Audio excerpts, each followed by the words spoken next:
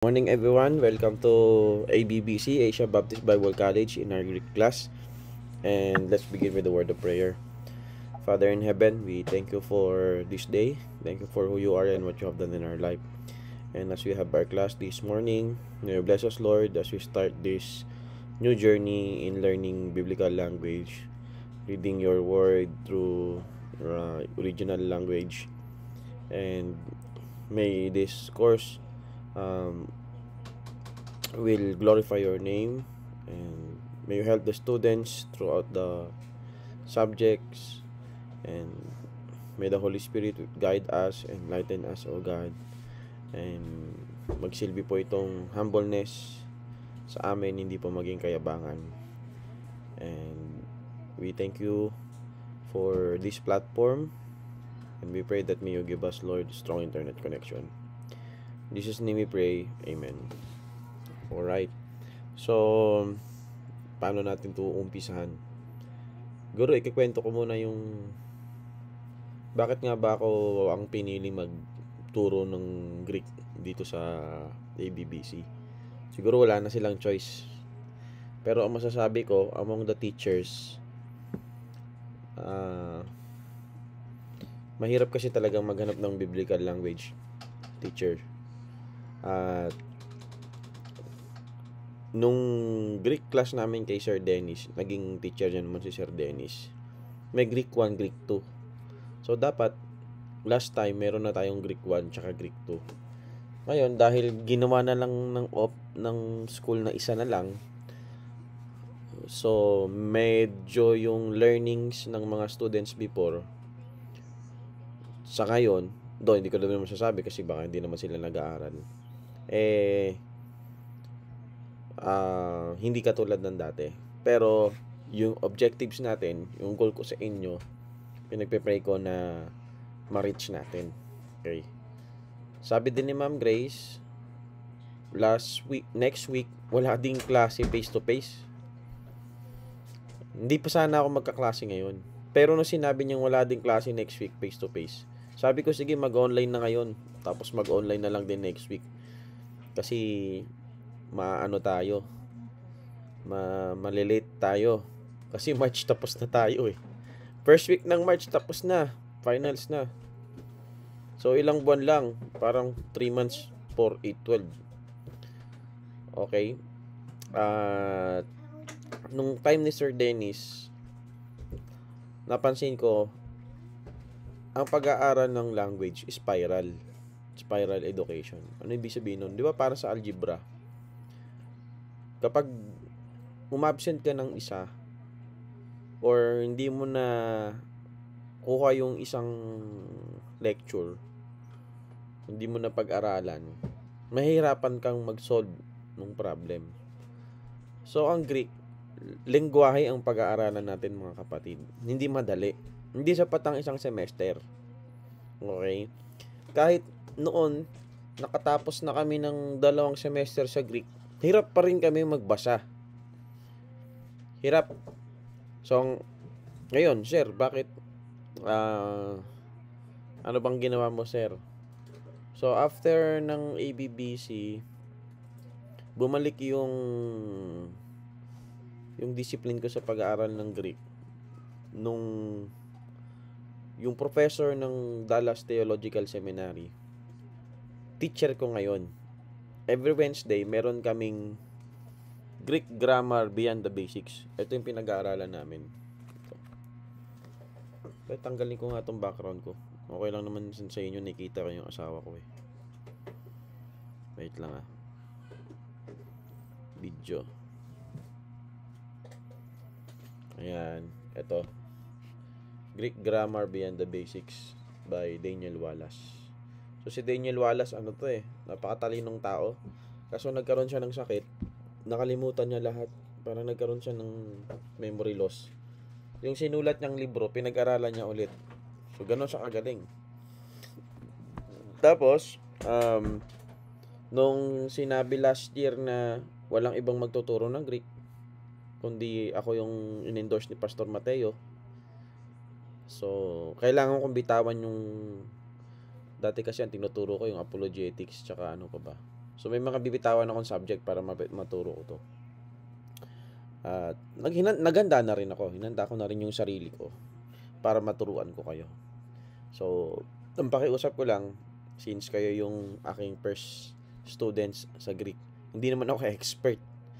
Kumbaga, habang nagtuturo ako sa inyo, natuturuan nyo din ako. So, sabay-sabay tayong matututo. So, may pagkakataon na magkakamali ako, and then baka next session, ay mali pala yung naturo ko, ganito pala, ganyan. Baka ganun ang mangyari. So, malaking opportunity din sa akin to kasi 70% ng tinuturo mo, ma-absorb mo kapag ikaw yung mismong nagtuturo. Kaya nga, sino yung mga magagaling mag-preach ng historical preaching? Yung mga nagtuturo ng bata. Bakit? Sanay ka na eh. Sanay ka ng, alam mo na yung story, alam mo yung paano, nasanay ka na. Kaya yung mga preacher na hindi masyadong magaling mag-organize, hindi kasi sila nasanay sa mga bata. Kasi sabi ko yung mga preacher, gusto nyo maging magaling na preacher, lalo na titira ka ng mga historical, talagang sa mag-Sunday school teacher ka, magturo ka sa outreach ng mga kwento. So, 70% ma-absorb mo. So, ang gagawin natin ngayon, explain ko yung syllabus, explain ko yung materials, at explain ko yung mga gagawin natin, mga gagawin nyo. Tapos, mag-uumpisa tayo ng ating first lecture sa alphabet. And then, next week, meron tayong assignment agad. Ang una-una nyong gagawin, medyo may kamahalan lang to, pero marap na kayo ng mura. Yung ganito, na 'di ba mayroong notebook na ano, ganito lang yung size. Maganda spiral, no? Ibig sabihin yung ring. 'Di ba may gantong size? Wag ganito yung bilhin nyo. Ganito. Medyo may kamahalan lang to ng konti ah. Mga nasa 60 pesos ata. So ganyan, yung malaki na notebook. So ito, hindi ito. Ito. Ayan ang bibili nyo. Para pag magpapasa kayo sa akin, kumbaga nababalikan nyo, hindi hiwa-hiwalay. So, notebook talaga. Para tayong babalik sa grade 1. Nung grade 1 tayo, meron tayong notebook. Magpa-practice. So, bibili kayo nito. Tapos, ang assignment nyo sa akin ngayon, do hindi ko pa siya ma-checkan next week kasi face-to-face, online pa rin tayo. 5 page. Kabilaan. So, yung first page, second page, alpha hanggang omega. Okay? So, yung kung susulat nyo dito, alpha. Yung kung paano isulat, para matandaan nyo. Pupunuin nyo hanggang 5 page. Ibig sabihin, itong first page, second page, alpha hanggang omega. Kasi yung alpha hanggang omega, dito, hindi yan kasya. Medyo lalakihan nyo. So, parang ang tirada nyo, mula dito hanggang dito. So, ganito. Yan. Alpha, tapos beta, ganyan. Wag ganito. Masyado marami, mahirapan kayo. Para din, di ba yung mga grade 1, kapag nagsusulat, malalaki pa sila. So, ganun gagawin natin. So, focus lang tayo ngayon sa minuscule. Ang tawag sa mga small letter sa Greek, minuscule. Yung malaki, majuscule. Okay? If I pronounce that correctly, minuscule lang yung focus natin sa biblical Greek. Kasi, kumbaga, pag nag-advance na kayo sa studies nyo, tsaka na kayo sa majuscule. Okay? So, yun yung nyo So, alpha hanggang likod, hanggang omega. Tapos, second page, ganun ulit, hanggang 5th page. Okay? So, yun yung assignment nyo. Bibili kayo nito. Tapos, magsisimula na kayo magsulat. Bakit, sir? Para ma-memorize nyo. Kasi, time to time, magbabasa tayo ng pagkasama nyo na ako, palagi tayo magbabasa. Tapos, after nyan, Ipapadala ko to. Ewan ko kung may pupunta na. May printer ba kayo dyan sa church, Josh? Joshaya? So, Meron po. Okay. So, yung module natin, pwede mo nang i-print, tas kayo nang mag-xerox. Pero, meron din kasi ako dito, pinrint ko na, para isa-xerox nyo na lang. Anong gusto nyo? Mas mura kasi pag xerox, no? Anong gusto nyo? I-print mo na lang dyan, Josiah, tapos si Rovel, tsaka si Prince. Pa-xerox na lang nila sa Blessing. Pwede lang po i-print ko na lang din sila, sir. Okay. Paano, baka naman masira yung printer nyo. Di naman po. Okay, sige. Ngayon, Sanay na. yung modules natin, galing to kay Dr. Pangalan nito, si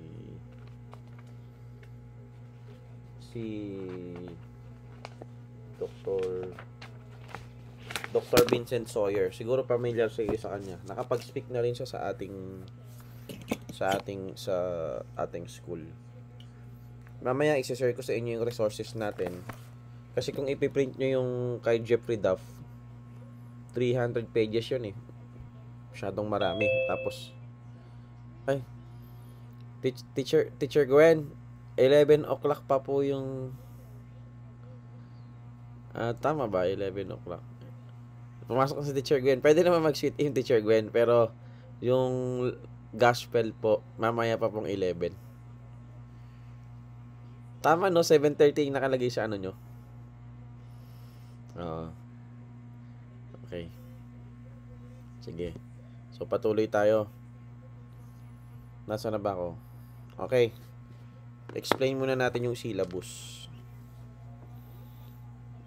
Share ko yung screen ko.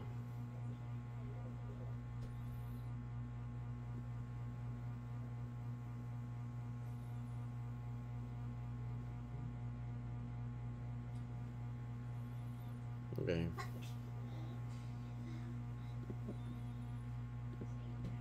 Ipiprint ko na lang din to. So, yung attendance natin, ay 30%.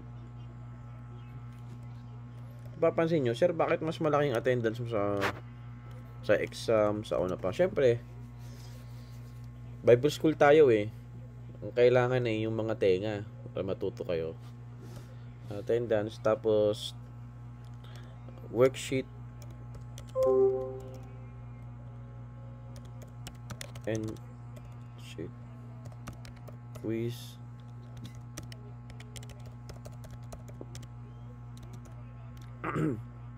another 30%. So kasama na dyan yung ano nyo yung notebook, tapos yung iba pang mga pinapa-assignment ko, tsaka yung pag magki-quiz tayo ng vocabulary. So time to time meron tayong quiz sa vocabulary. Okay? And then mababa lang ang midterm natin. By the way, yung midterm nyo, puro take home naman yan. Or hindi take home. Kumbaga, pwedeng take home, pwedeng more on ano to kasi to eh. More on application ng mga natututunan. Translation, parsing, etc. etc. Tapos finals. 20% lang din. Tama ba? 6, 7, 8, 9, 10. Okay. Yan yung components of grades natin ha. Kunin ko yung inyong syllabus. Andyan pa si Ma'am Gwen. Okay lang naman mag-sit in. No problem. Baka akala ni Ma'am Gwen 11 kami. Wait lang guys. Pag may tanong kayo ha, huwag kayo may magtanong. Liber magtanong. Hanapin ko lang yung syllabus.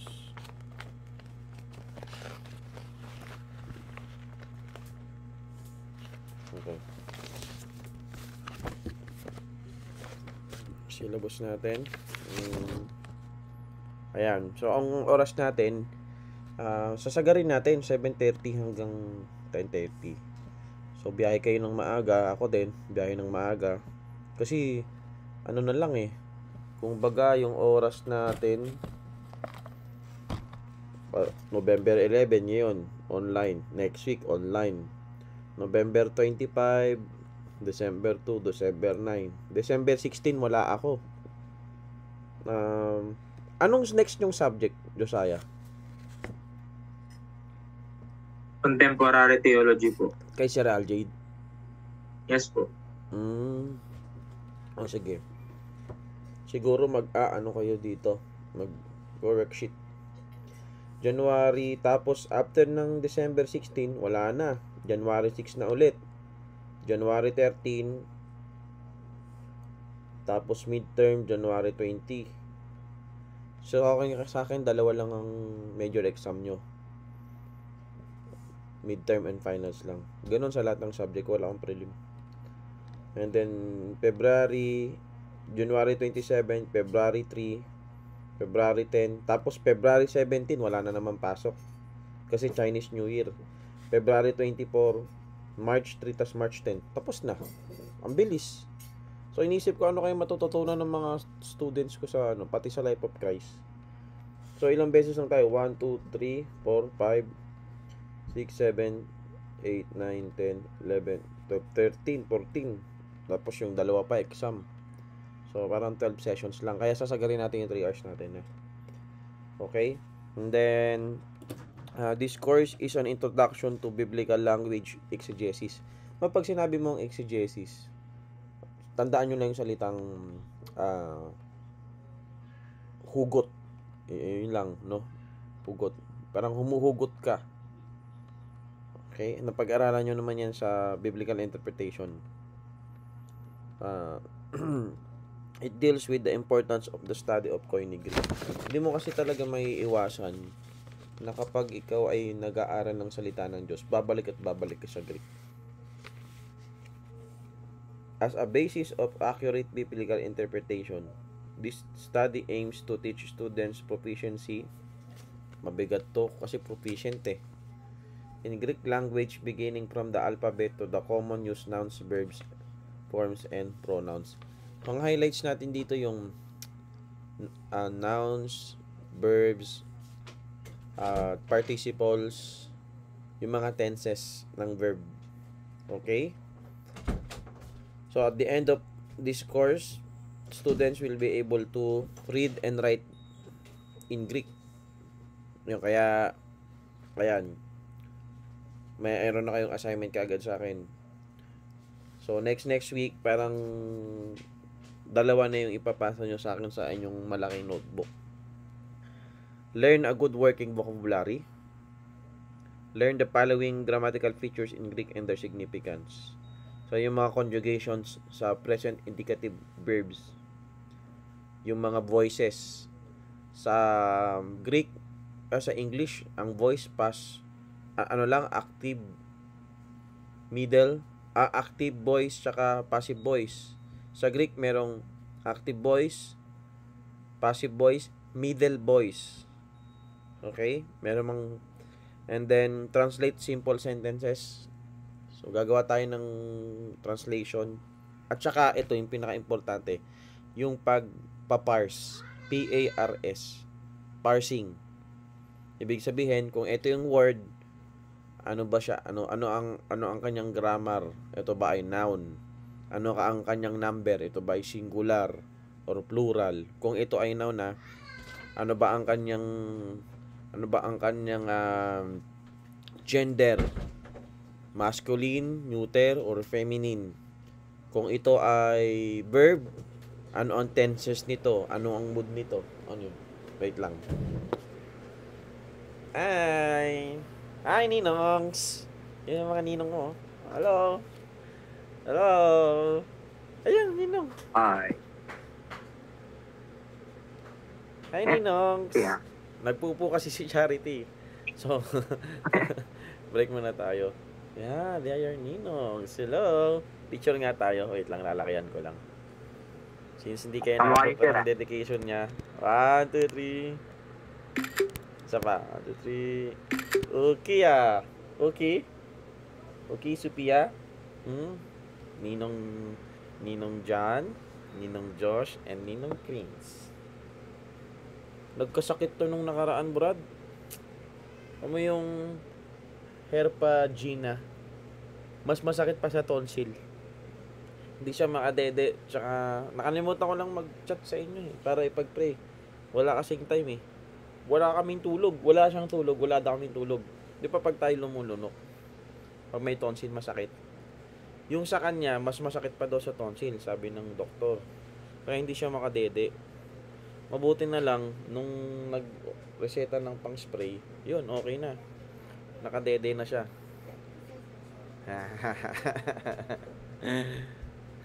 Ang cute mo sa camera, anak. Ayun, oo. Oo. Nagaling na siya. At sabi, Manino, always pray for me. Ayan si mami niya. Commercial lang, commercial. May mga ninong niya to ang bigat. Okay. So, yung parsing.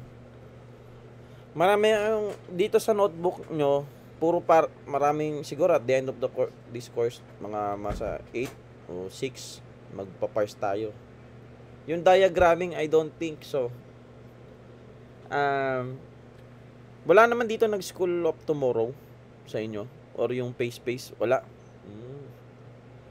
Yung mga nagpi-pace, yung English nila maganda kasi may diagramming sila Pag sinabing diagramming, siguro hindi na natin to ganito. Language.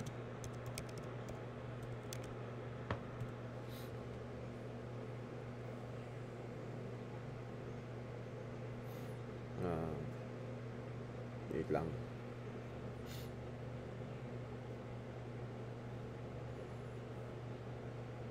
Hindi ito.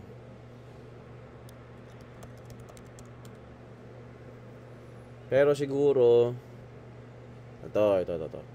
Share ko lang screen ko. Yan yung ibig sabihin ng sentence diagramming. Kunyari, ida-diagram niya yung mga major in English education. Ayan yung pinag-aaralan nila. Mag-diagram ng sentence. So, merong tinatawag na diagramming. Talagang hinihimay-himay. Okay? So, ito yung mga the dog brought ball. Yung mga example ng sentence diagramming. So, ito na yung mga pag pinagawa ko pa sa inyo yan, too much na sa ano natin.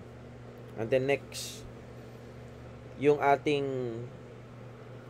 module. I-share ko lang sa inyo. Greek files. Ito yung ating ito yung ating gagamitin. Napakasimple lang nito. Ayoko kasing i-hate nyo yung Greek, guys. Ayoko yung may mga students kasi na dahil sa hindi sila nakasunod, kumbaga hindi nila maintindihan yung Greek, tinuturong nilang math na ayoko ng Greek. Kaya inisip ko madaling module yung ibibigay ko sa inyo, pero ang reference natin yung mga module na makakapal. So ito yung mga mapag-aaralan natin. Ito ay galing kay Pastor Vincent Sawyer. New Testament ko yung Greek. Yan. At the end of this class, dapat mabasa nyo na yan. Ito ay Keruson ton logo. Logon. Kasi letter N to. Keruso ton logon. Ang Keruso. Tandaan nyo yung word na Keruso? Keruzon. Ito kasi accusative form. Keruso. Ano yung word na Keruso? Preacher, diba? Preacher. Ton, that's an article. Logo. Logon. Ano yung logon? Logos. Accusative form. Preacher the word or preach the word. So, ganon. Okay? So, pag-aaralan natin ito ngayon.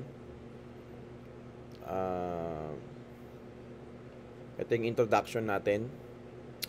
Tapos, umpisahan na natin to. Tapos, magsusulat kayo ng letter. So, pwede nyo sabihin, sir, into muna. Or, magtanong kayo. Or, sir, break muna. Saglit lang. Form of words. Kasi pag tinignan mo tong module na to, masarap sa mata, madaling intindihin. So, kung papansin niyo, every lesson, ngari itong noun, meron kayong assignment. Okay? Meron kayong assignment. And the next chapter naman, ayaw mag-load. Yung mga cases. Ang Greek ay case system. Mamaya, i-explain ko yan. Then, the definite article ay yung mga da. Okay?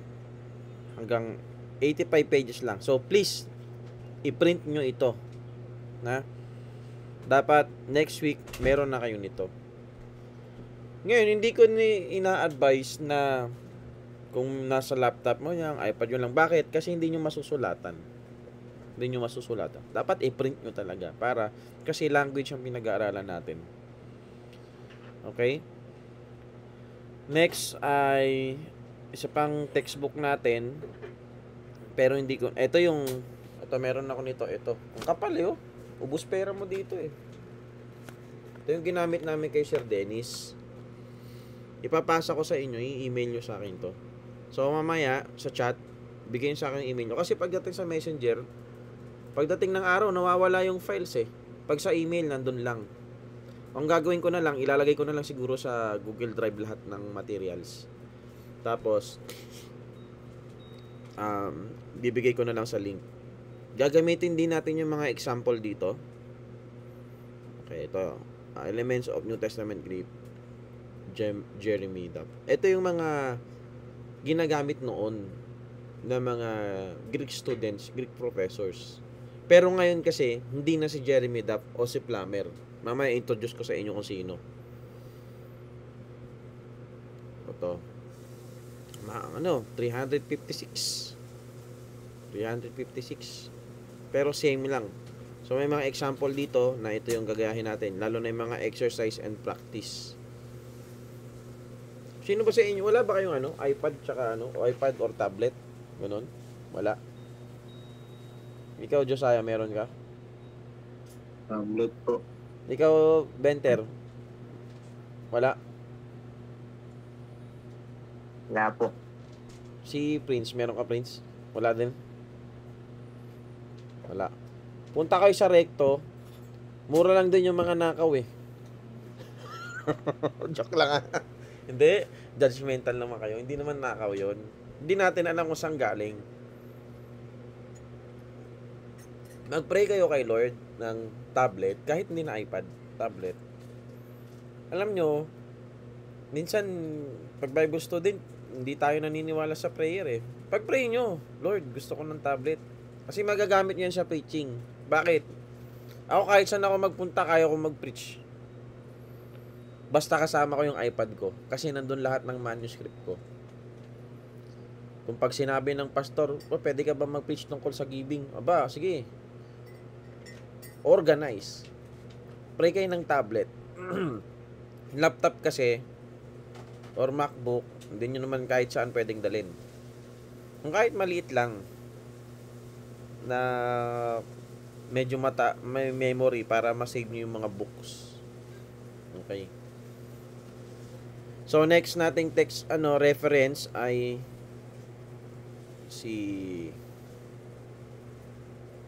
nasan yun? Ito pala yung kay Jeffrey Duff. Relax lang kayo ha. Ano ba to? Ito. Ang ginagamit na ngayon sa pag-aaral ng Greek ay si Mounce. William Mounce. Si William Mounce, isa to sa translator ng NIV, New International Version. Basics of Biblical Greek Grammar. Ngayon, 3rd edition to. Ngayon, sir, maganda sana ito ang gamitin natin. Kaso lang, kulang tayo sa resources. Or, kung pabibiling ko kayo nitong librong to, gagastos kayo ng 3,000, 5,000. Pwede naman. Ako meron ako yan. Pero hindi 3rd edition. Meron ako 4th edition. At wala pa ito sa Pilipinas. Okay, pinadala lang to dito. Bibili kayo sa Amazon. So, isa to sa reference natin. Itong kapal niya, no? And then, along with this, you have workbook. Pag bumili ka niyan, bibili din tayo nito. So, kita nyo, hindi biro ang mag-aral, di ba? Ng language. Bibili ka din kayo nito. Workbook. Kumbaga, yung exercise nito, nandito sa workbook. So, mahirap. Okay, ano natin to? And then, kung may pagkakataon na makakita kayo nito, Novum Testamentum Grace or Greek Bible. So, ito ay Greek Bible. Time to time, though, mahirap makahanap nito dito sa Pinas. Baka lang pagdating ng araw, makabili kayo, di ba? Tapos kahit pa paano, meron kayong Greek Bible. And then, sa library natin, kaya kung may pasok sana next week, sabi ko nga kay Ma'am Grace, hayaan mo yung mga iglesia ni Cristo mag-rally, pwede naman tayo pumasok next week. Pero syempre, kailangan nating sumunod.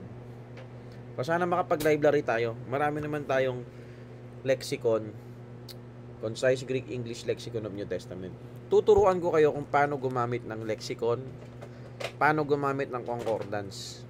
Dalawa ang kilalang concordance, Strong Concordance, tsaka yung Young Literalist Concordance.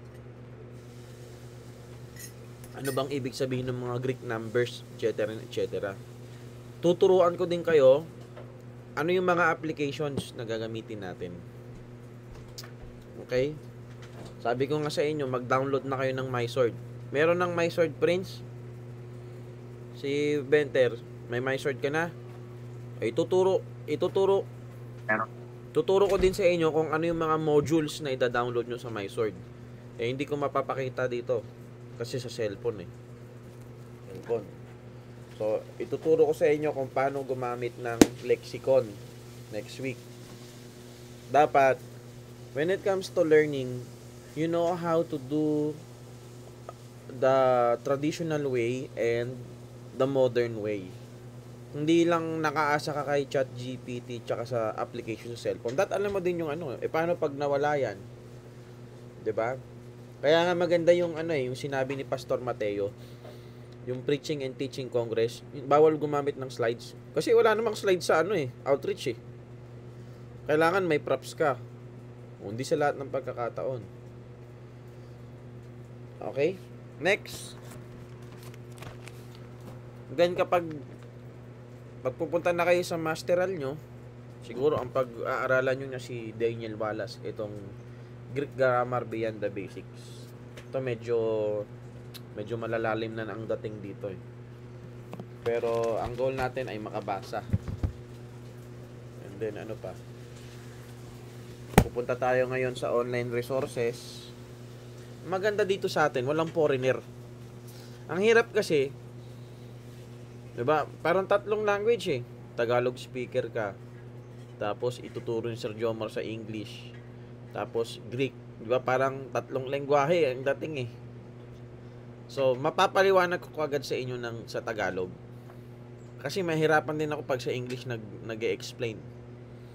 Okay? Kaya next year, ang challenge. And ay mga reference natin. Meron pang iba. Meron pang isa. Ito 1,400. Ngayon, kukuha din si Sir Jomar dito ng mga example. No, pagdating ng araw, kayang-kaya nyo nang basahin yan. Onomos tokuryo, amomos epistrepon kusas. Yan ang goal ko sa inyo, makabasa at kahit pa paano maintindihan ng konti. So, exam natin to.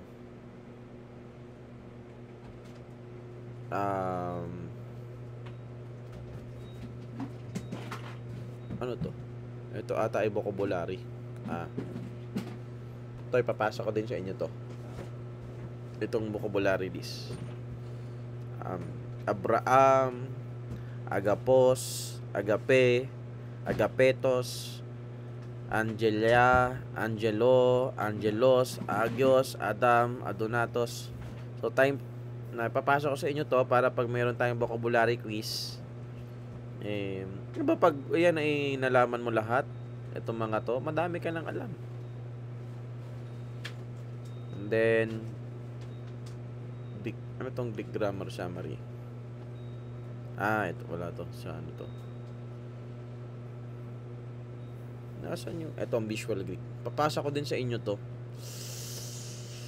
Lalagay ko lahat sa drive para mayroon tayong reference. Kasi ito may mga picture eh.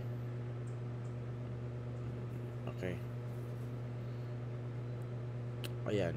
May yung paano yung strike. Ayan, may mga picture, di ba? Okay. Ano lang natin. Okay, punta tayo sa any question? Pupunta tayo ngayon sa mga online resources na gagamitin natin. Wala question? Sige, mamaya na. Bago tayo magpatuloy dito sa syllabus. Kung meron kayong Android, hindi ko lang alam kung meron ito sa Android.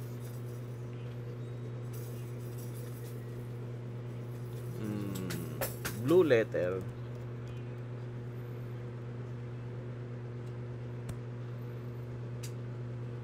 Matandaan nyo, Blue Letter Bible. Blue Letter Bible. So, ang ginagamit talaga, Logos. Pero dahil wala tayong pambili ng Logos application, software yun, tatsagain na natin tong Blue Letter Bible. Meron din namang tinatawag na PC Study Bible. PC Bible Study. PC Bible Study. Yung PC Bible Study, kung meron kayong mga laptop, pwede kong i-install sa inyo. May laptop ka ba, Diyos? Wala po. Si Benter, may laptop ka? Wala. Wala po. Si Prince, wala din laptop. Yung sa church nyo, anong ginagamit? Desktop o laptop? Desktop? Laptop po. Laptop. Ano yun? Mabagal yun o mabilis? Malaki ba memory nun? Mabilis naman po. Okay, sige. Bibigay ko sa inyo yung installer.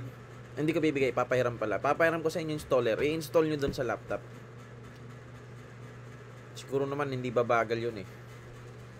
Ituturo ko din sa inyo kung paano yun gamitin. Siguro next week. Next week, ang gagawin natin, kasi kailangan ko na ituro sa inyo lahat ng tools. Para pag may sinabi ako, alam nyo na yung gagawin nyo. Nung kay Sir Dennis dati, pag sinabi niyang itong gagawin namin, hindi namin alam kung anong tools ang gagamitin. Bahala na kami. Okay?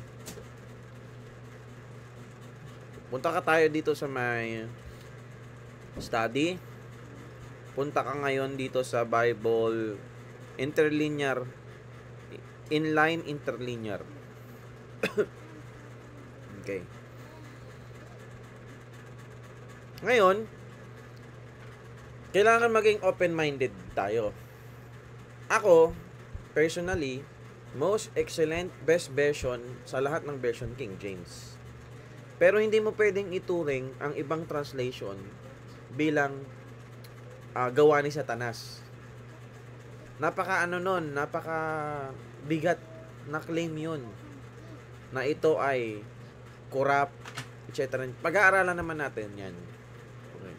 So, ituring mo sila bilang reference. Kasi, mayroon tayong tinatawag na dalawang uri ng pagta-translate.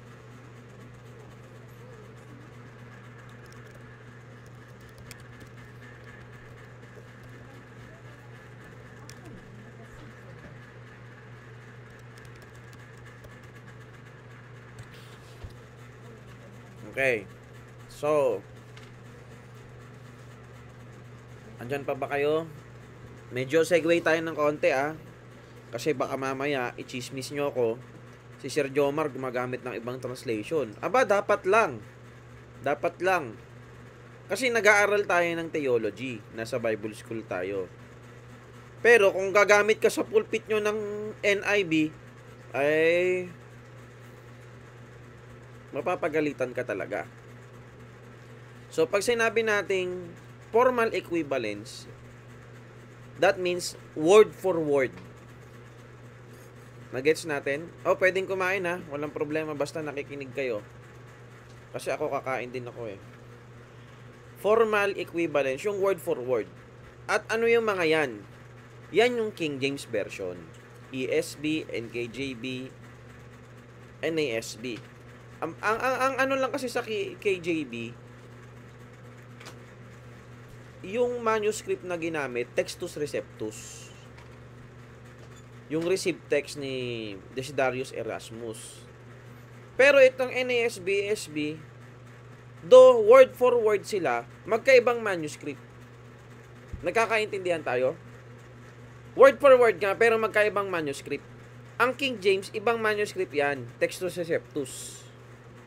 Yung compiled Greek text ni Desiderius Erasmus. Kaya nga tinawag na Textus Receptus. Receptus, receive.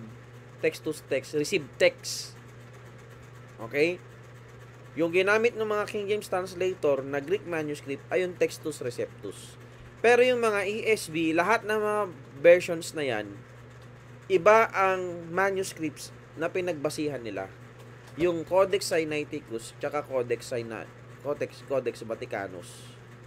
Ngayon, kahit word for word translation nila yun, magkakaiba pa rin kasi nga, ibang manuscript ang ginamit. Tanong, huwag kayo mahiya pag may tanong kayo hindi nyo nasundan. So, ang King James, word for word, formal equivalence, yung pagkakatranslate sa kanya. Pero, meron naman tayong tinatawag na dynamic. Ang gamit kasi nila dito, functional Pero yung mga scholar ngayon, iniba nila, hindi na dynamic Meron na silang ibang term Dynamic translation. Dito ang ginamit, functional equivalence. Yun yung thought for thought translation. Ngayon, kaya hindi masyadong reliable yung mga translation na yan. Kasi, when you do exegesis, dapat, ang gagamitin mo, yung word for word. Kasi thought for thought na lang to Parang ang ginagawa mo lang dyan, parang eto, yung thought for thought tsaka paraphrase, mga versions. Parang commentary na lang din sila. Pero hindi sila malayo doon sa word for word. Bibigyan ko kayo ng example.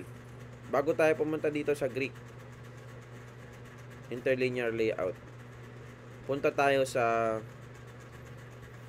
isa pang gagamitin natin, parallel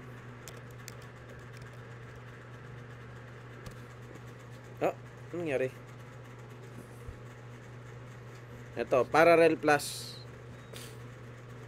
Bibigyan ko kayo ng example Ayan.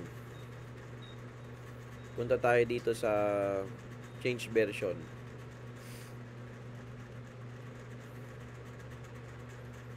Ayun, may nakalagay nga thought for thought, NIV 2011, thought for thought. Gawin natin King James tong isa. King James Version, word for word. ESB, English Bible, NLB. Baguhin natin tong yung King James kasi hindi naman yan nagkakalaro. Dito tayo sa Easy English. May isa bang Easy English dito? Basic English Bible. Tapos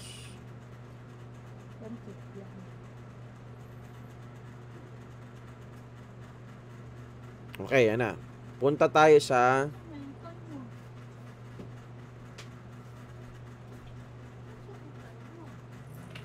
Ephesians 2:8.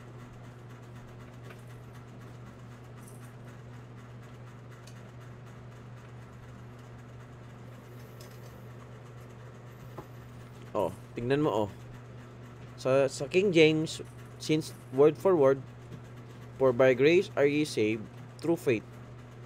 Teka lang Baguhin natin tong isa.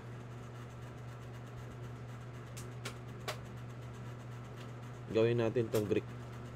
Kasi Catholic to eh. Ay, hindi.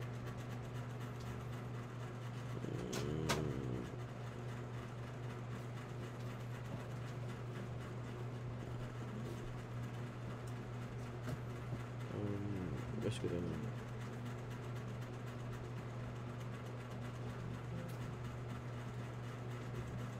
Itong how to access. Ay, wait lang. Hindi ano.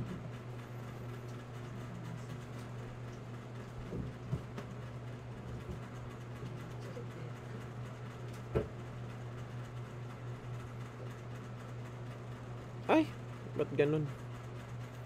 Phonetics pala, as in literal na phonetics. Wait lang guys ha. Hindi na mabago.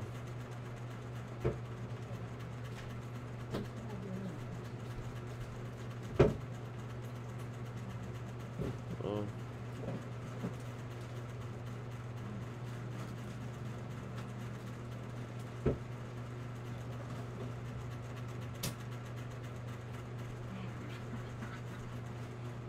Okay. So, verse number 8. For by grace are you saved through faith. Te, gar, karite, este, sesos menoi diates, pisteos, sai tauto ox ex, humon teoto doxon. Tingnan natin sa ESC. For by grace you have been saved. Wait lang, sir. Anong tama? Dito, for by grace are ye saved. Pero pagdating dito, you have been saved. Teka lang, parang magkaiba. Uy, mali yung ESB. Hindi. Kasi, yung etong sesos menoy, yan ay participle. Okay? So, tinranslate nila as, you have been saved. Ngayon, hindi mo pwedeng sabihin, itong King James mali, itong tama. Hindi mo din pwedeng sabihin, mali itong ESB, itong King James tama. Dahil sa pag-aaralan natin yung participle. So, eto naman, paraphrase na. Itong easy English. When you believe in Jesus, God save you because He is very kind. You could not save yourself, but that is the gift to you. Na yung thought, tama eh. Okay, para lang siyang explanation nitong word for word. NLT, God save you by His grace when you believe, and you can take credit for this. It is a gift from God. Okay, nakuha natin, and then pagdating sa Tagalog, medyo word for word, dahil sa biyaya ng Diyos na ligtas kayo ng sumampalataya kay Kristo. Hindi, para praise ng konti. Kaloob ito ng Diyos. Kasi wala naman yung word na kay Kristo, kaya nga meron siyang indent. Pag sabi indent, nakatagilid. Okay? Dahil sa biyaya ng Diyos, wala yung sa word for word, sa Textus Receptus, wala namang theos dito eh. Wala naman ditong God. So, kaya niya inindent. Kumbaga, nililinaw niya. So, yung mga thought for thought translation, nililinaw nila kung ano yung ibig sabihin ng mga word for word translation o yung mga formal equivalence. Now, wag tayong maging katulad ng iba na kapag hindi King James ang ginamit mo mag-soul winning, hindi save. Yan ay maling doktrina. Okay? Why? Kasi ang nakakapagligtas hindi translation, kundi ang Bible, kundi ang gospel, ang word of God. Okay? Nawala na yung ano.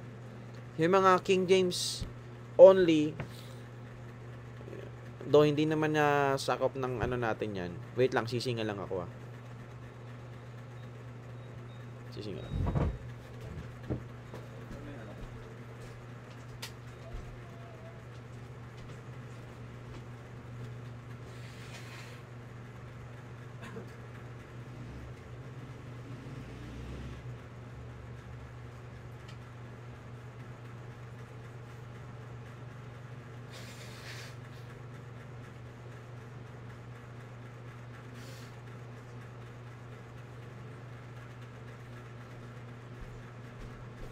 Anong oras na ba? Ang dami na sinasabi ni Sir 6 minutes magbe-break tayo. Break tayo ng 15 minutes. Okay? Question? May question kayo? Mag-on lang kayo ng mic. Okay, mahiya ha. So, yun yung gagamitin natin, parallel. Ano to? Ano napunta dito?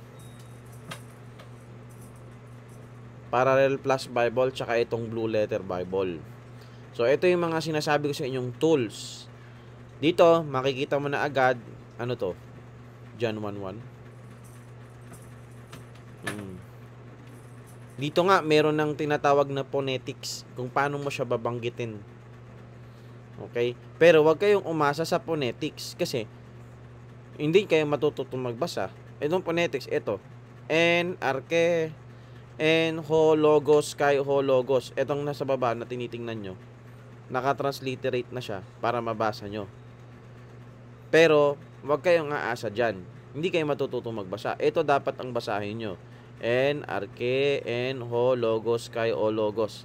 So, in the beginning was the Word, and the Word was with God. So, andito yung Greek number. And then, anong pinagkaiba ng wait lang. Nitong Greek dito sa Greek dito. Ito yung root word nila. Halimbawa, etong dito, theon. Anong ginamit? Accusative case. Ito, theos. Ibig sabihin, ito yung root word nitong theon. Kasi, meron ng conjugations na nangyari. Mapag-aaralan natin yan. Siya ay naging nasa accusative case siya, kaya naging theon. Singular masculine. So, ang gagawin natin sa subject na to, magpa-parse kayo. Okay? Hindi ko sinasabing huwag kayong gumamit to. Ito nga gagamitin nyo. Anong case ng noun na yan? Anong number at anong gender? Isa ang blue letter na gagamitin. Tsaka yung my sword, ituturo ko sa inyo next week. Itong kai, conjunction, etc. etc. So, dito natin malalaman, pati sa my sword. Yung, halimbawa, itong was. Ito ay verb. Imperfect. Wala siyang voice. It does not indicated. Indicative. Third person singular. At, etc. etc. So, Blue Letter Bible at saka yung Parallel Plus Bible. Ngayon, kung gusto nyo mag-advance,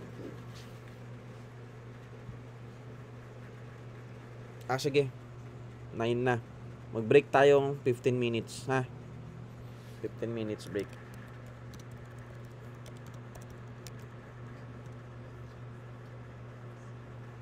After 15 minutes, balik tayo. So, maglaro muna kayo ng basketball sa labas ng 15 minutes. After 15 minutes, balik tayo, okay? Okay, let's take a break.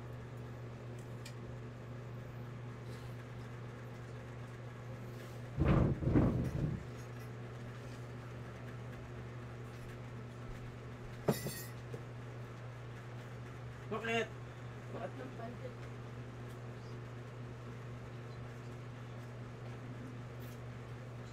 Sabihin siya kanina. Si ala kung hindi ko siya nagabayan pa o bakit. Nakita ko na lang nakahiga siya. Nung sa basurahan. Ako ganun. Na ano yung sulit dito. Sa nagdad. Sa passion. Nakahiga na lang eh. Iyak ng iyak. Yun, laki yung sugat niya. Hindi pinakita sa'yo.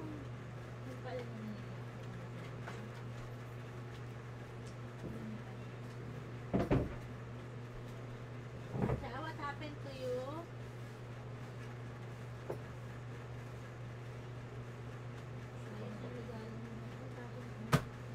Mami, wala nang ganito.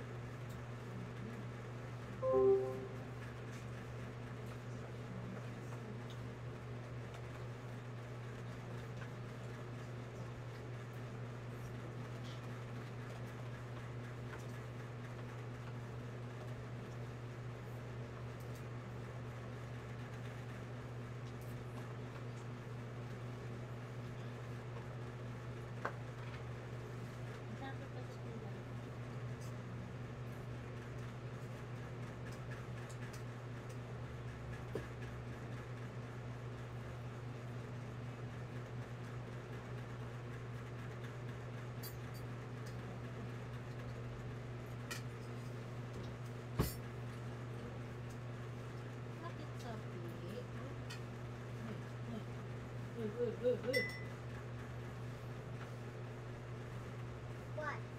happened to you? May sugat ka? May.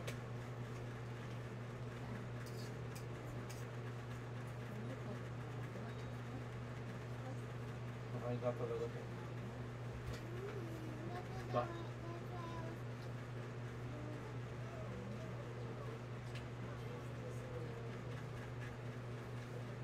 Balik naman yung bata ko. Oh, mama, wala, mama. Bye. Pakain mo naman ito. Slide. Pakain. Tinapon na yung pasto.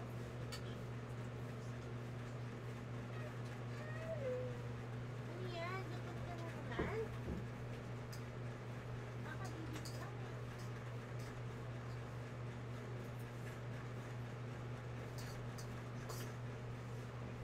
Gusto mo mag-eat ng fruit?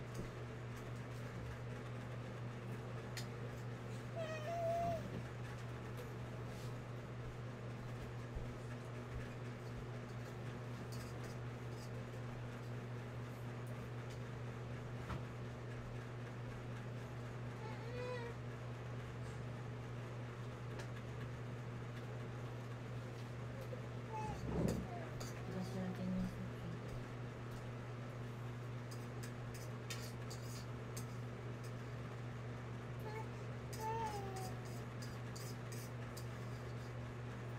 Pwede mo ito kape?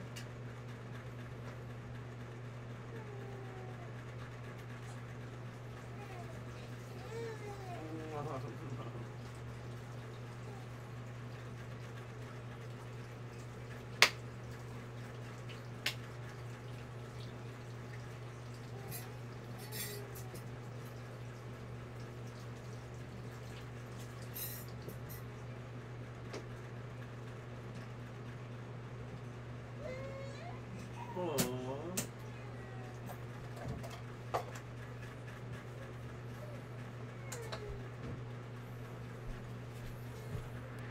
Do you feel that the one made the mountain?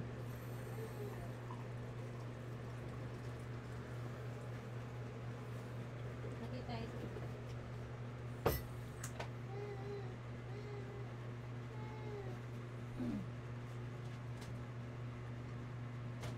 Happy! Yeah.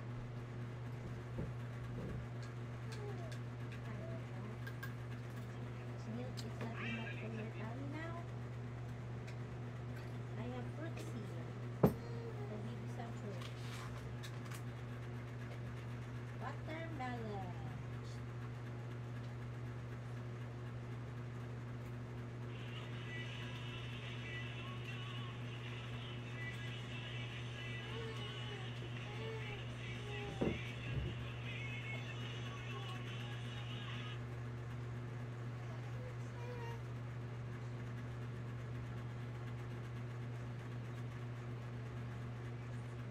What? Hey!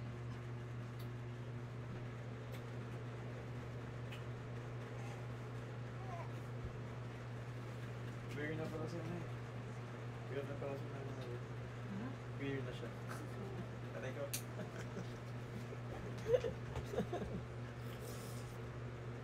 Itong gender ya?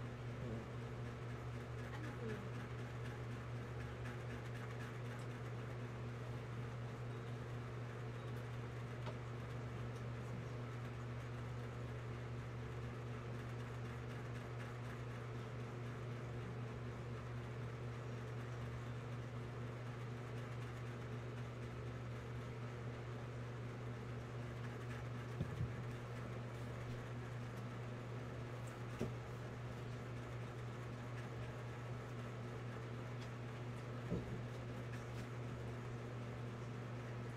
Kulay mo kasi.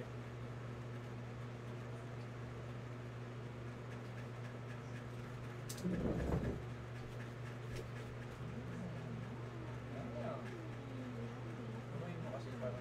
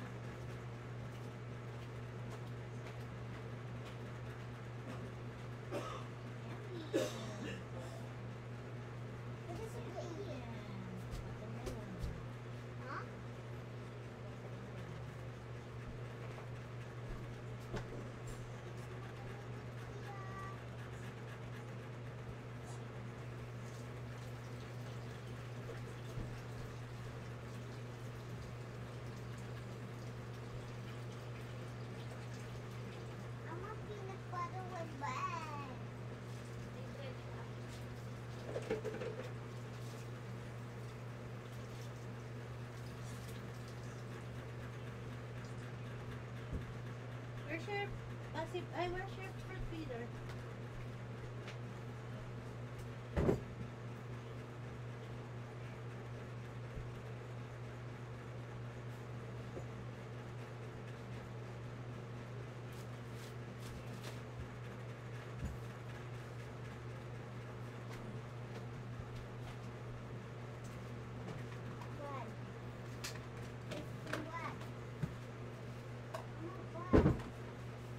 Wala na bread.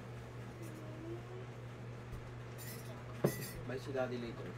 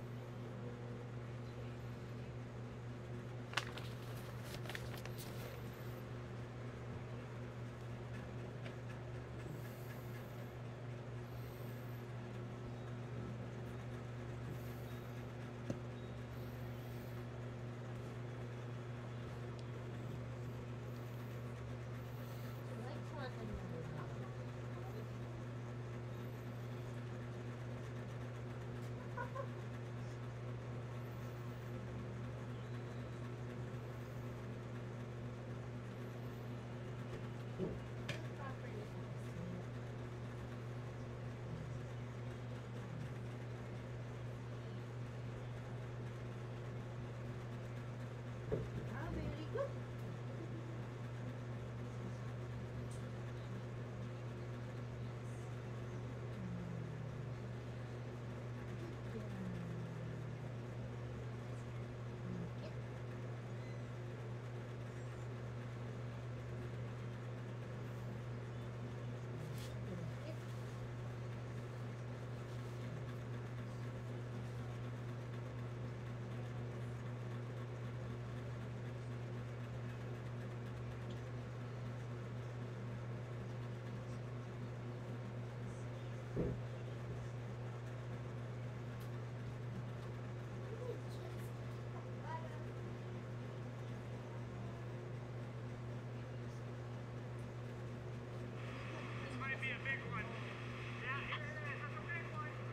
Good job, baby namin. Uy, nag-eat na watermelon, oh.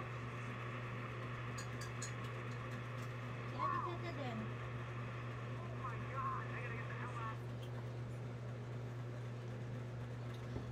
Kasi ikaw din na, eat the watermelon, ha? Hey, huwag mong papakinggan. Bumili ka na lang ng Skyflakes kaya ate. Tapos lagyan mo ng peanut butter. Ha?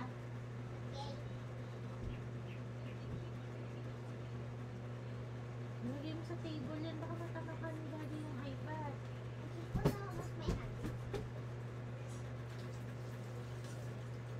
Sarap yan. Ay, good.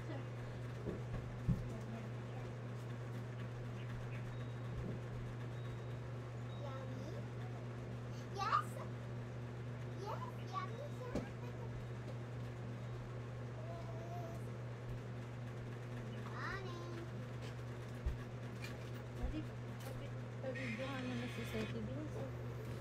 Ito, sa watermelon.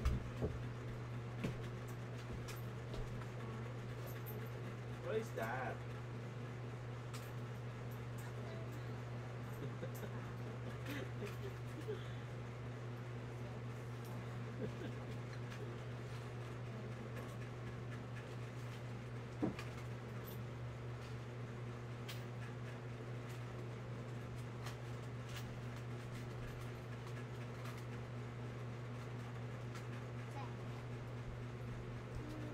What?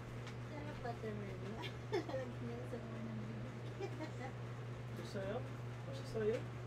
Sarap. Masaya. Masaya sa Ashley. Masaya.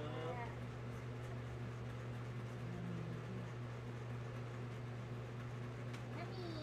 Yummy watermelon.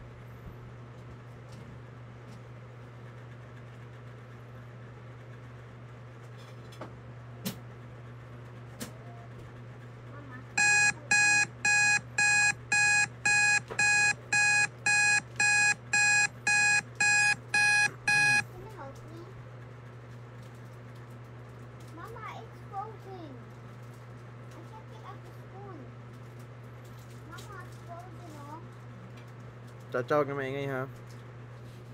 Okay, balik na tayo.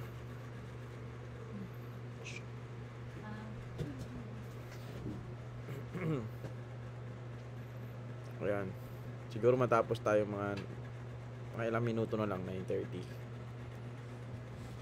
So, punta naman tayo sa mga YouTube videos na kung gusto nyo hindi kayo kontento or gusto nyo mag-advance. Si Dr. Joel Arnold. Dati siya nagtuturo sa Bob Jones, pero president na siya ngayon ng Foundation Baptist College sa Canada. Pwede nyo panoorin yung yung kanyang lectures, no? Maganda yung, pero ang gamit niya ditong book ay si Plummer. Pero yung skills niya sa pagtuturo ng Greek, napaka-comprehensive, napakaganda. Talagang maiintindihan mo. Next, meron pa ang isa. Yung kalimutan ko yung pangalan niya, pero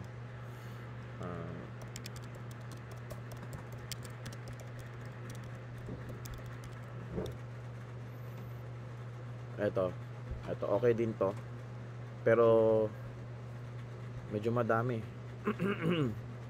Maraming sa YouTube, pero pag hindi mo kasi alam kung sinong pipiliin mo, medyo nakakalito eh. Eto din, kalimutan ko pangalan nito. Yan lang, yan tatlong yan, medyo marami-rami ka ng maaano. Yan si Dr. Joel Arnold. Tapos eto, hindi lang nagpapakita yung mukha nito.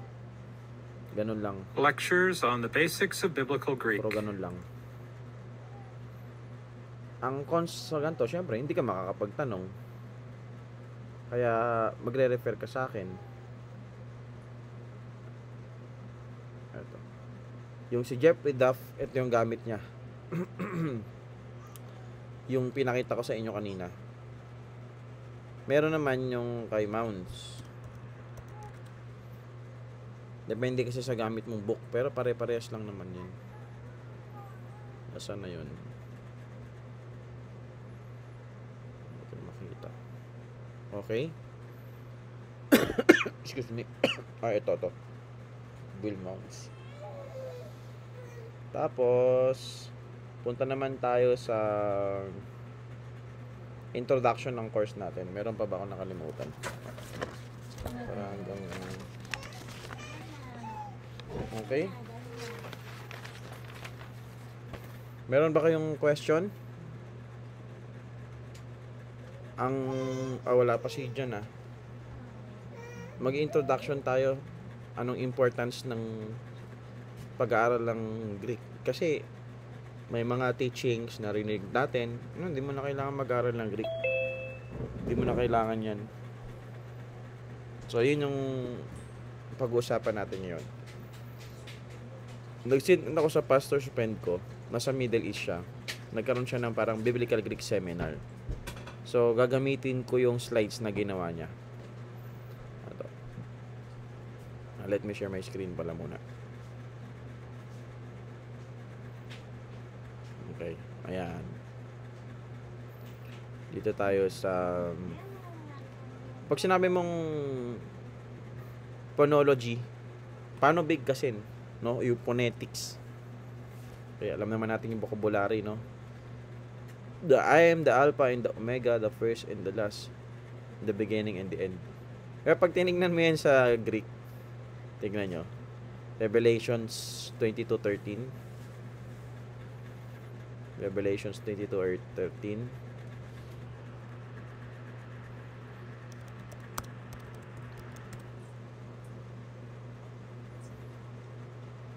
Tignan nyo. Letter lang, di ba? Ego, I, mito, kaito, omega. So, yung omega, hindi na siya naka-spelled out na sin omega. Yung letter lang na omega. May mga Greek letters na sobrang familiar tayo kasi palagi-lagi na natin naririnig o nakikita. Yung alpha, tsaka omega, tsaka yung pi. Yan. Ginagamit sa math. Ito hindi naka-spelled out. I am the Alpha and the Omega. The first and the last, the beginning and the end. So, tumintukoy dito ni Jesus Christ yung Greek letters. Okay? Why study Greek? 7 reasons by Dr. Love Starner. Hebrew, Greek, and Aramaic are the only languages that God chose to communicate His inspired word. Kaya, yung question na bakit si Jesus Christ isinilang siya nung panahon kung kailan siya sinilang. Kasi yun yung perfect time. Mababasa natin yan sa Galatians. In the fullness of time. Diba? Ipapanganak. Ibibigay ng Diyos yung kanyang kaisa-isang anak. Na yun, binanggit doon yung woman. And indicates Mary. Why? Why sa pagkakataon na ang Roman Empire ang namamayagpag that time? One of the reason is because of the Greek language. Para ma-express ni Lord yung kanyang salita sa napakaganda at napakadetalyeng. Napakaganda, beautiful, and in detail, ginamit niya yung Greek language upang masulat yung New Testament. Yung pagdating ng Messiah. Kasi napakadetalye ng Greek language, for example, yung agape. Agapa o agape. Sa pagtinranslate mo sa English, love lang. Pero sa Greek, may phileo, may different kinds of love. Agape, alam nyo naman yun. Eros. Kumbaga, napaka-specific, napaka-detalye. So, isa yun sa mga reason. And saka, syempre, yung Roman, yung Romans road na tinatawag. Number 2, the single most important starting point for biblical exegesis is grammar. Merong debate si James White. Si James White ay kung bakit napaka-importanting panoorin natin na James White versus ventilation. Sino na nakapanood nito? Wala pa, no? Hindi nyo pa napanood. Si Ventilation, Iglesia ni Cristo yan. Pinanood ko to 3 hours, grabe sulit. Bakit natalo dito si Ventilation? Kasi nung gumamit na si James White ng Greek, mabuti na lang, saved by the bell to eh. Okay. May tinatawag tayong Septuagint. Septuagint. Bago tayo pumatay. Bibigyan ko kayo ng context, no? Septuagint. Ayan ang Septuagint. Ang Septuagint, sinong nakakaalam ng Septuagint? Naalala nyo? Sino ba mga teacher nyo sa hermeneutics? Excuse me. Mami, nasamid ako. Wait lang. Ayun. Sorry.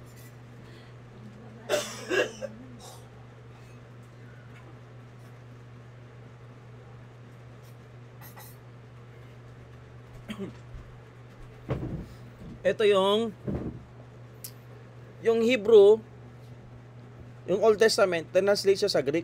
Ang tawag doon, Septuagint. 70 translator. Ngayon, naalala nyo yung tinanong ni Moises, si Lord, anong pangalan mo? Sa Septuagint, ang nakalagay doon, ego I me. Ego I me, I am. Ego I me. Greek words yun, no? Sa Septuagint. Ngayon, ginamit din niya ni Jesus Christ sa John chapter 8. Nung sinabi niya, before Abraham was, ego I me. Ngayon, tinanong ni James White, yung ego I me ba, dun sa Old Testament, tsaka dito sa John chapter 8, parehas, hindi makasagot si Ventilation. Kasi pag sinabi niyang yes, yari siya. Maaamin niya na si Jesus Christ ay God. Ayan yon. Panoorin nyo to 3 hours. Napakahaba. Pero meron niyang cut eh. Ventilation on Greek.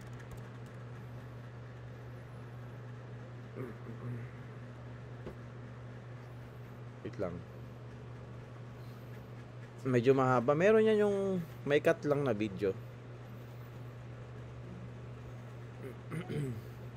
Wala dito sa YouTube, baka nasa Facebook.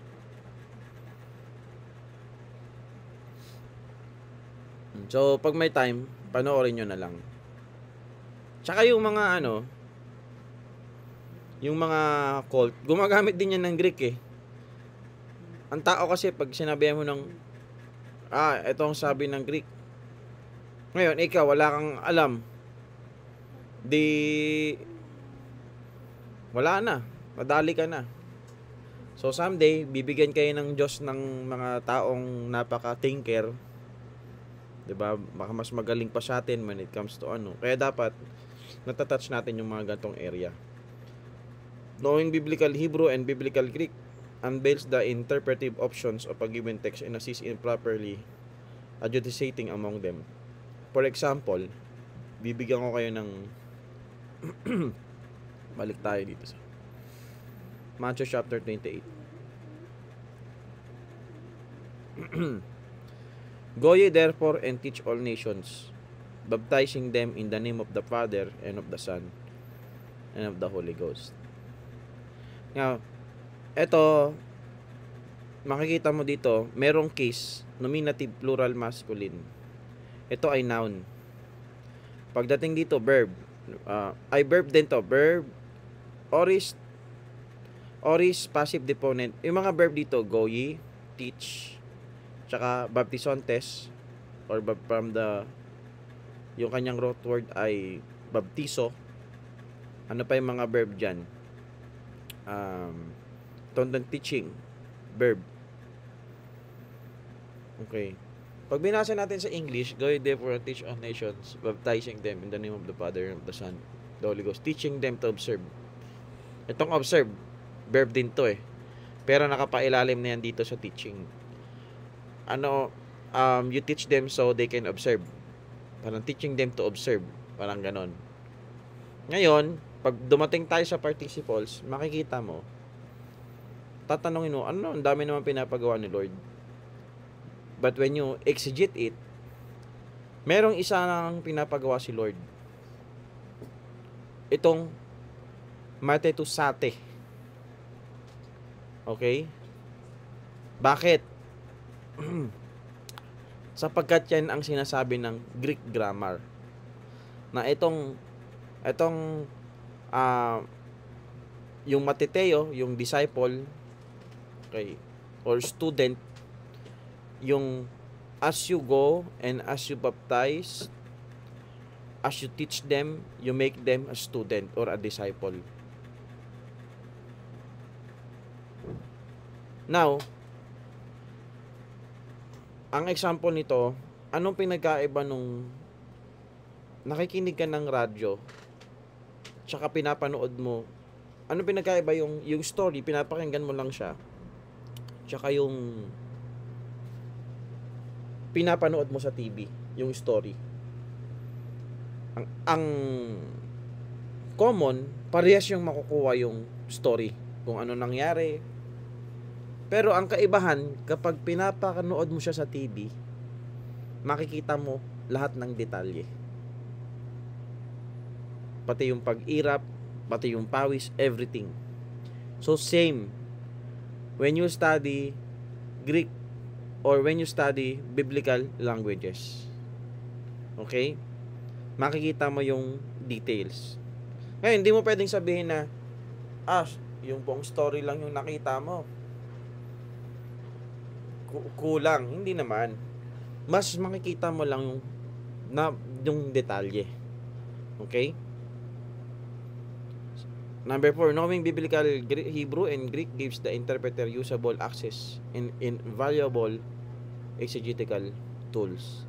So, ang problema, tingin ko kung bakit yung iba naging, huwag na mag-study ng Greek kasi syempre, kailangan mo ng labor eh. Kailangan mo talagang bigyan ng panahon. Yung katamaran ba? Dahil sa katamaran ng tao, ng Kristiyano, ganoon na yung mga nasasabi nila. Reading the text in the original biblical language develops and reinforces a careful detailed hermeneutical approach. Identifies the author's emphasis, and learning biblical language is a crucial antidote to hermeneutical arrogance. So again, nung sinabi ng Bible na study, hindi lang basta pag-aralan, kundi diligent or yung tinatawag na strenuous effort. Talagang mag-e-effort ka.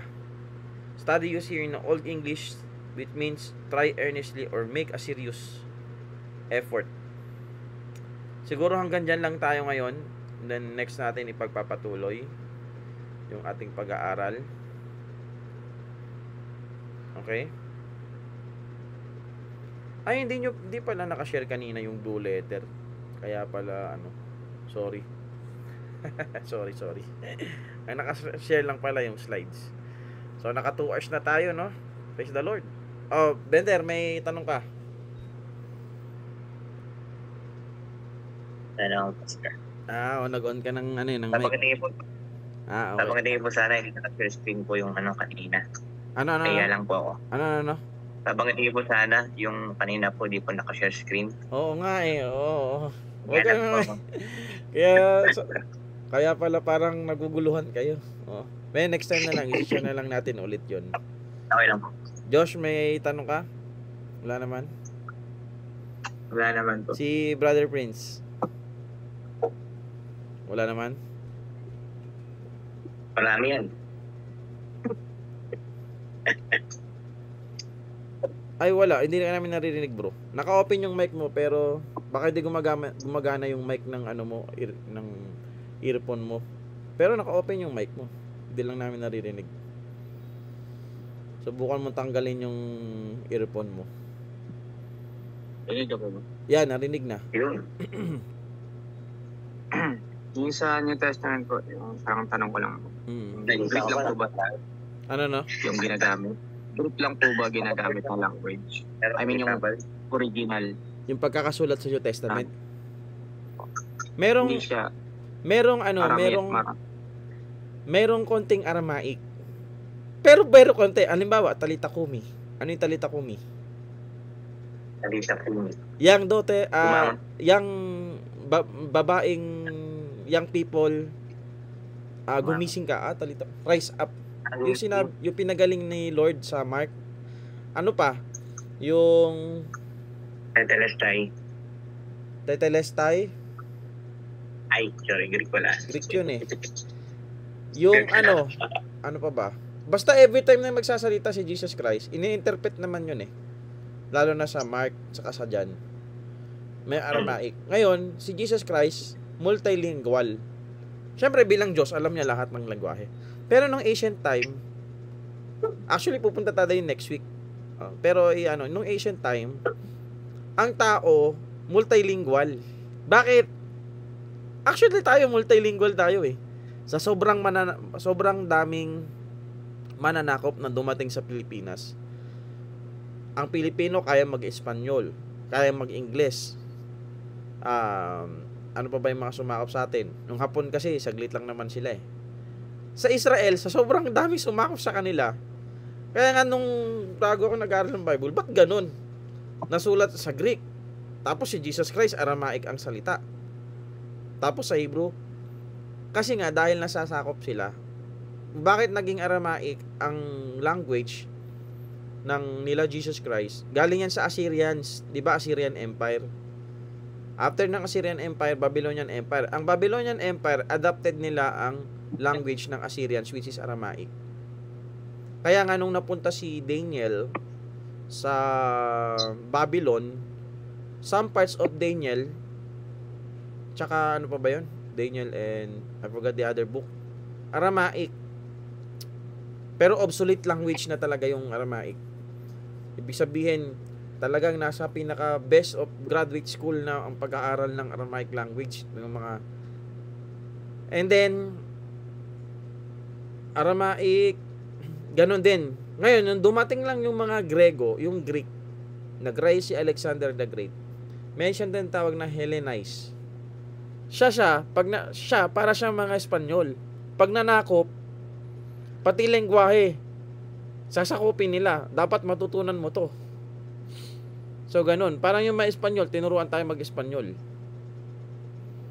Kumbaga, if-force nila, hindi lang yung culture, kundi yung language. Ang tawag dyan, Hellenistic. Pag tinawag kang Hellenistic Jew, ikaw ay Hudyo by blood, but by culture and by language, Greek ka. Parang ganun. Ngayon, mayroon tinatawag na ang tawag dito, nakalimutan ko. Yung ayaw nila sa Greek, Greek culture, Greek language. Bago masulat ng New Testament, may mga movement na ganun, yung mga Zionist. Yung talagang mga strict. Ngayon, nung si Jesus Christ, alam niya mag-Hebrew kasi Hudyo siya. Alam niya mag-Aramaic kasi yun yung language nung time nila. Alam niya nagsalita ba siya ng Greek? Yes, kasi nasakop sila ng Greek Empire. Pero nung time nila, Roman Empire na ang namamayagpag. Ngayon, ang kagandahan sa Roman Empire, hindi sila katulad ng mga Grego. Actually, na-impluwensyahan din sila ng Greek language.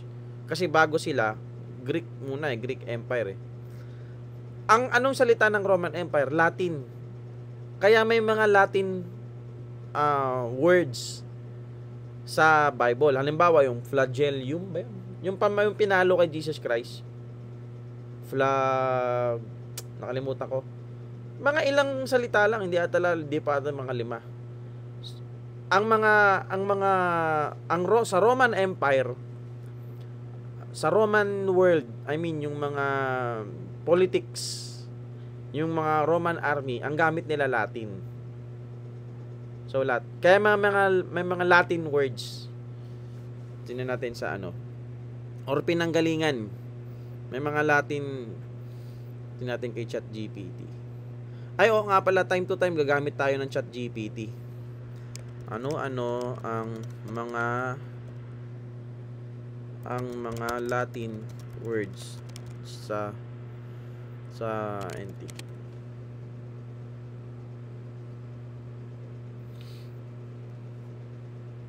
Yan, sabi niya wala. Pero ayan, ito mga to.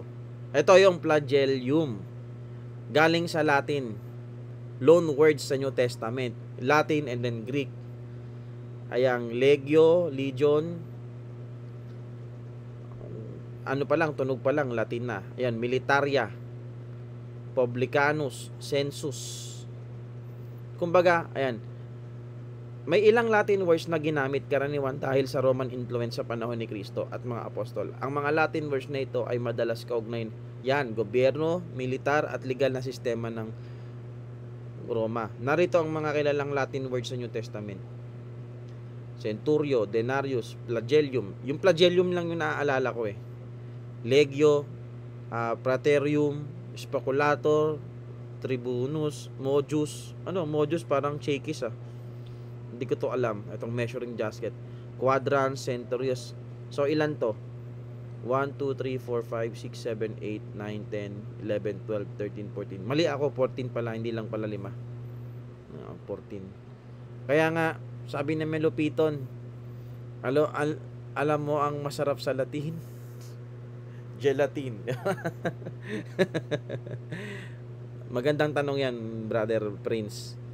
At alam ko may mga tanong pa kayo kasi bumabalik tayo sa history. Ganun. At next week, ang babanggitin ko na rin, ang pag-aaralan natin hindi modern Greek at saka hindi classical Greek Koine Greek kasi meron 3 place yan. Classical Greek, yun yung mga language nila Plato. Koine Greek means common Greek. Yun yung common na salita nung nasulat ang Bible. Common. Ibig sabihin, halos lahat ng tao alam yun. And then, modern Greek, magkaiba na yun sa Koine Greek. Siyempre, nade-develop. Parang Old English. May Old English, tsaka may English. Yung Elizabethical or Old English, King James. Ngayon, meron mang English, modern English. Magkaiba yun. Magkaiba yung spelling. Sa Old English, yung word na Savior, Anong spelling? Savior. Kaya nga ako, pag nagsusulat ako ng Savior, laging may U eh. Though hindi yun mali. Old lang. Sa modern English, walang U. Savior. So, yun. Next question. Meron na? Wala na question? Meron akong klase mamaya sa 11 o'clock. Kaya makakapag-rest pa tayo. Makapag-rest pa kayo. So, next week, kita tayo. At Brother Josiah, ikaw ang magpe-pray ngayon. Next week si Brother Ruel. Close in prayer. Okay na po, sir. Opo. Okay, let's pray.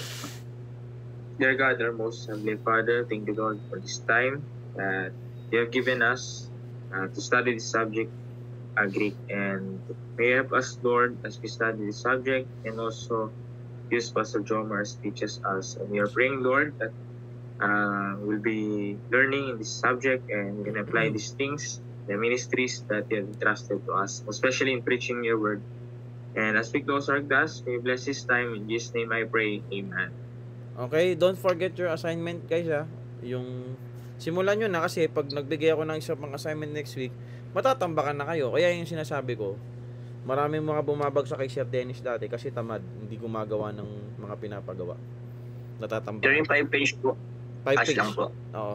Yung 5 page po, puro letter A lang po ba yan? Ay, hindi. Alpha hanggang omega. Ngayon, ibibigay ko sa inyo yung eto na lang, eto yung isusulat nyo. At maliit lang na letter. Ha? Maliit lang na letter. Hindi muna tayo sa malaking letter. Oo. Maliit lang na letter. Next na tayo sa malaki. Okay, eto lang. Alpha, beta, hanggang omega. 6, 24.